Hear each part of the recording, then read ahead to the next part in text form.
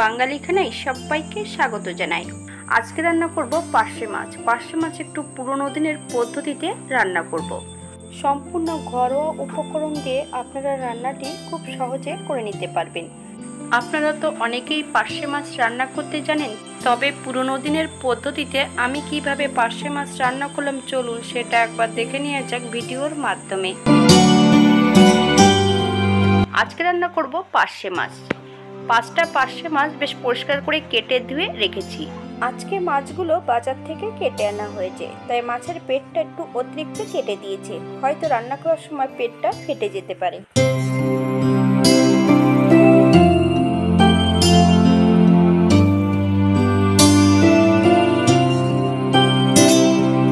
এই পর্যায়ে মাছের গায়ে হাফ চামচ নুন আর হাফ চামচ হলুদ গুঁড়ো বেশ ভালো করে লাগিয়ে নিতে হবে। 10 মিনিটের জন্য মাছগুলোকে রেস্টে রেখে দেব। মাছের গায়ে বেশ ভালো করে নুন হলুদ লাগিয়ে নিয়েছি। 10 মিনিটের জন্য মাছগুলোকে রেস্টে রেখে দিতে হবে। আপনাদের হাতে যদি সময় থাকে তাহলে বেশি সময় রেখে দেবেন।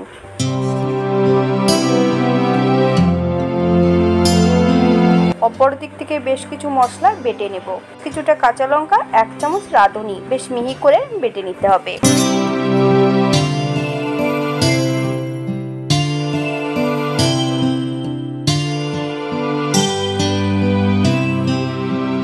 এক চামচ হলুদ সর্ষে আর 1 চামচ লাল সর্ষে আগের থেকে আমি ভিজিয়ে রেখেছি। সর্ষের জল ঝরিয়ে বেশ মিহি করে বেটে নিতে হবে।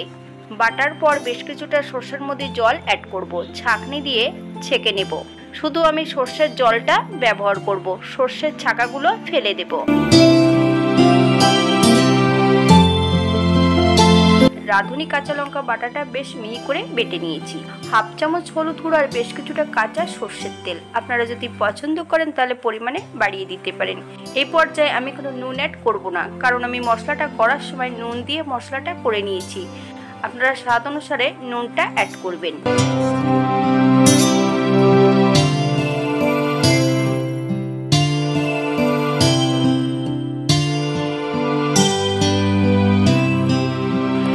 ফ্রাই প্যানে 1 চামচের মতো সর্ষের তেল অ্যাড করব। ফোড়নে রেখেছি হাফ চামচ কালো জিরে। ফোড়ন থেকে সুগন্ধ বেরোলে 2টো কাঁচা লঙ্কা অ্যাড করব। কাঁচা লঙ্কাটা খয়েরি করে ভেজে নেওয়ার প্রয়োজন নেই। এই পর্যায়ে অ্যাড করতে হবে সম্পূর্ণ মাছগুলো দেবার পরে 1 মিনিটের মতন এপিট এপিট করে উল্টিয়ে ভেজে নিতে হবে। খুব বেশি সময় ভাজার কোনো প্রয়োজন নেই।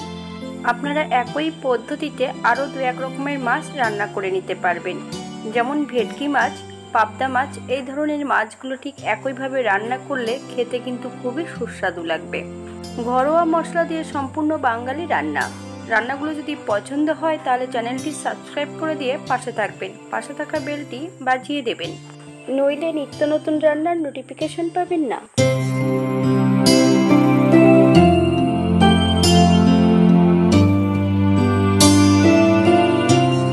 এই পর্যায়ে সম্পূর্ণ রাঁধুনি বাটা মিশ্রণটা অ্যাড করব।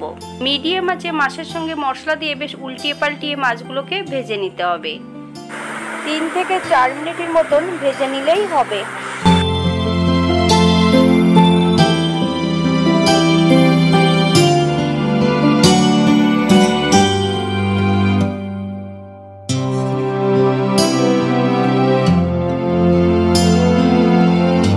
এই পর্যায়ে অ্যাড করব সম্পূর্ণ সরষে দেওয়া জল। আমি সর্ষের ছাকাগুলো ফেলে দেব। আপনারা যদি পছন্দ করেন সর্ষের ছাকা সহ অ্যাড করতে পারেন। 3 থেকে 4 মিনিটের মতন মিডিয়াম আঁচে ফুটিয়ে নেব।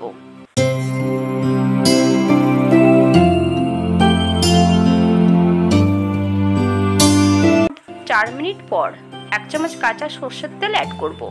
আপনাদের যদি পছন্দ হয় তাহলে পরিমাণে বাড়িয়ে দিতে পারেন। এই পর্যায়ে গ্যাসের ফ্লেমটা অফ করে দিয়ে 5 মিনিটের জন্য স্ট্যান্ডিং টাইম দিতে হবে, তারপর সার্ভ করব। এটা দেখতে যেমন ভারী সুন্দর হয়েছে, এটা গরম ভাতে খেতে কিন্তু অসম্ভব ভালো। আপনারা বাড়িতে একবার একই পদ্ধতিতে তৈরি করে নিন রাঁধুনি পার্শে। যারা পেঁয়াজ রসুন খাবেন তারা পেঁয়াজ রসুন অ্যাড করতে পারেন, তবে যারা রাঁধুনি পছন্দ করেন না রাঁধুনি পরিবর্তে জিরে কাঁচা লঙ্কাটা বেটে নিতে পারেন, সেটা খেতেও কিন্তু খুব সুস্বাদু হবে। এখানে 5টা মাছে প্রায় 300 গ্রাম আছে। 300 গ্রাম মাছের জন্য 1 চামচ রাঁধুনি বাটা যথেষ্ট। আপনারা যখন মাছের পরিমাণটা বেশি করবেন তখন রাঁধুনি বাটার পরিমাণটাও বেশি দেবেন। আজকের ভিডিওটি এই পর্যন্ত। সবাই সুস্থ থাকবেন, ভালো থাকবেন। অন্যদিন নতুন রেসিপি নিয়ে আপনাদের সামনে আবার আমি হাজির হব। নতুন ও পুরনো সকল বন্ধুদের অসংখ্য ধন্যবাদ ভিডিওটি দেখার জন্য।